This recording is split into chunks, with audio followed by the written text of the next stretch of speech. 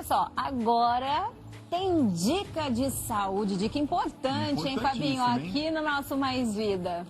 Pois é, nós vamos falar agora, Dani, sobre os avanços da medicina voltados aos tratamentos de problemas na coluna. Aliás, foram vocês que sugeriram esse tema pra gente. Verdade. Você sabe que problemas na coluna, né, Dani, é a segunda maior causa de afastamentos do trabalho no Brasil.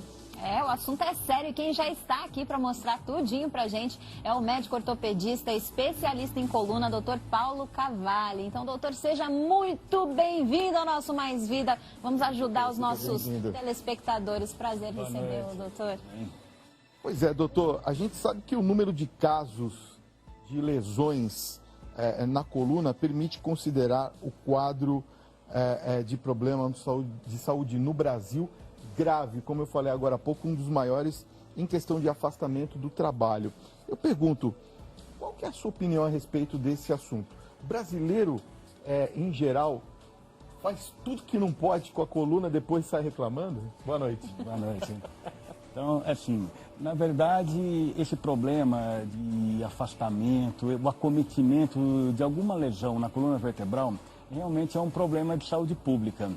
Porque existem problemas que acometem desde crianças, adolescentes, adultos jovens e já pacientes e pessoas da terceira idade, da melhor idade. Então, são problemas que atingem todas as faixas etárias e existem uma série de problemas que são típicos e acabam fazendo com que, em algum momento da vida, o paciente vá procurar algum tratamento específico. Ou ele já teve, ou ele tem, ou ele terá algum problema com relação à coluna vertebral.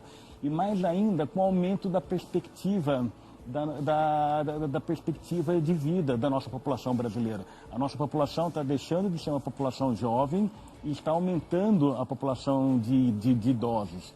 E isso faz com que aumentem os problemas de desgaste, a gente chama de problemas degenerativos da coluna, como as hérnias, as artroses, e também problemas como metástases, com o aumento dessa idade avançada populacional. Então, isso é um problema de saúde pública e existem coisas que a gente faz errado, mas todas as pessoas de outros países também acabam fazendo e podem, vamos dizer assim, piorar uma determinada situação. Mas o grande segredo, eu acho, para que tenha uma saúde com relação à coluna vertebral é a prevenção. É o conhecimento e a prevenção. Isso começa desde de criança. É fundamental que, qualquer dúvida, que se faça uma avaliação por um médico especialista. O avanço no tratamento dos problemas de coluna, eles aumentaram assim, drasticamente nos últimos 10 anos. Houve um aumento tão grande com relação às novas tecnologias que hoje um especialista em coluna vertebral, que a gente tem uma formação específica para o médico ser um especialista em coluna. Então, o médico que é um especialista do coração é o cardiologista. O médico que tem problema de estômago é um gastroenterologista. Quem que é o especialista de coluna? É o cirurgião de coluna, que pode ser um neurocirurgião ou um ortopedista. E depois, o avanço está tão grande com essas novas tecnologias, em que existem profissionais da área de coluna que estão mais especializados em tratar de deformidades, da deformidade das crianças, ou das artroses, das hérnias, dos tratamentos minimamente invasivos. Então, é muita especialização. E mesmo dentro do ponto de vista de diagnóstico, houve uma melhoria muito grande, muito significativa do tipo de exames que existem hoje, que a gente pode conversar, então, sobre todas essas áreas, sobre o diagnóstico, sobre alguma área específica, mas realmente o avanço é brutal. A gente vai falar desses avanços daqui a pouquinho, inclusive o senhor esteve num congresso internacional, a gente quer saber um pouquinho do que o senhor viu lá, mas antes eu tenho um recadinho para dar para o pessoal de casa, então eu volto já, hein? Segura essas informações aqui pra gente. O doutor Paulo Cavalli está aqui tirando algumas dúvidas e a gente estava falando do congresso internacional, o senhor deu aula em Moscou e aí viu muitas novidades por lá. O que o senhor pode contar para a gente um pouquinho dessas novidades? Então, Dani, esse congresso é um congresso que é interessante porque é formado pelos países do BRICS. Então, foi o segundo congresso que é chamado de BRICS Spine. E os países que compõem, então, foram convidados os especialistas de cada um desses países, do Brasil, da Rússia, da China, da Índia e da África do Sul, né, para demonstrarem esses novos avanços e o que cada especialista de cada área está desenvolvendo e mostrar esses novos avanços. Eu, especificamente, fui falar sobre a experiência do Brasil de uma tecnologia que é moderna, que trata as crianças com deformidade abaixo de 10 anos de idade. Porque as deformidades, quando são tratadas cirurgicamente, até pouco tempo, com sistemas antigos, com as tecnologias antigas, uma criança muito pequena, por exemplo, de 5, 6 anos, era possível corrigir uma curvatura, mas a criança não desenvolvia o tronco e ficava com o tronco curto, desproporcional. Com essas novas tecnologias, que a gente permite com que a gente corrija a deformidade e, ao mesmo tempo, com alongamentos periódicos, essa criança também tem a sua coluna desenvolvida.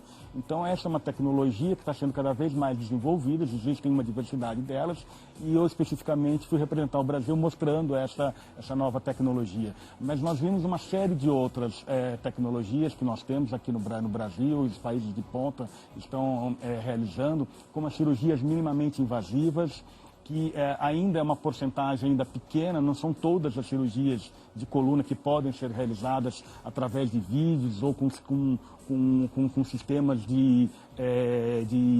com instrumentos que permitem uma incisão muito pequena, mas em torno de 10% já é possível que se faça tratamento. Então, por exemplo, esportistas que têm uma lesão, que tem que retornar rapidamente e que tem uma hérnia de disco, por exemplo, a gente teve um caso recente foi operado, que saiu na nossa mídia, e mostrando que esse profissional, esse atleta de futebol, foi operado de manhã e à tarde já teve alta. Então, isso, até pouco tempo atrás, demorava um tempo muito maior de hospitalização. Óbvio que tem todo um tempo de reabilitação. Mas existem também, que a gente viu, uma tecnologia para tratamento dos tumores e de metástases, que antes uma metástase, uma lesão tumoral em uma vértebra, exigia um tratamento cirúrgico grande e que o paciente ficava muito debilitado e isso interferia com o tratamento com quimioterapia, com radioterapia. Hoje existem uns procedimentos que a gente chama de radiocirurgia, em que a gente consegue fazer, através de todos uns cálculos de tecnologia, uma radiação muito precisa e provocar um tratamento dessa massa, dessa lesão tumoral, sem precisar de grandes cirurgias. Isso não exclui o tratamento cirúrgico, mas aí em uma proporção muito grande, houve um aumento da diminuição de grandes cirurgias e da morbidade, ou seja, das complicações também.